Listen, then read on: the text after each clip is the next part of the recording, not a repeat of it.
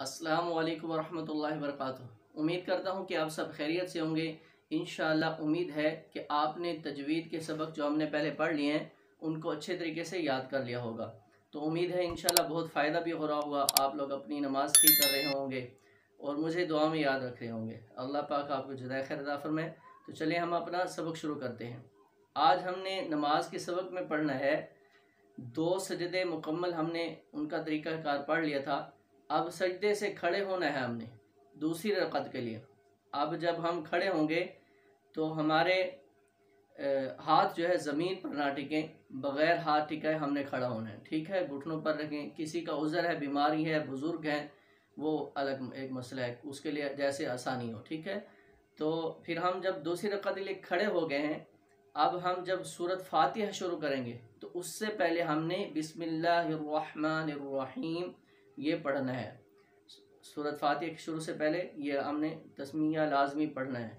फिर इसके बाद सूरत फातिहा, फिर छोटी सूरत शुरू करने से पहले फिर बिस्मिल्लाह पढ़ें, फिर छोटी सूरत, फिर इसी तरह रकू सारा। दूसरी रकअत पूरी होने के बाद अब जब हम दूसरी रकअत पूरी करने के बाद 2 सजदे मुकम्मल करने के बाद तशहहुद में बैठेंगे, यानी कि अत्तहियात में।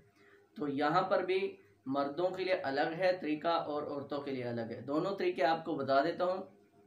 उसमें यह है कि मर्दों के लिए है कि जब हम दूसरा सजदा करके बैठेंगे तो मर्द हजरात अपना दायां पाँव सीधा खड़ा कर लेंगे और उसकी अपनी उंगलियां जो है उसकी पाँव की किबला रुख कर लेंगे और बाएं पाँव के ऊपर बैठ जाना है, ठीक है। और हमारे ये जो हाथ होंगे, उंगलियां मिली हुई होंगी और हमने इनको रानों के ऊपर रख लेना है, घुटनों यानी कि रानों के घुटनों से पीछे।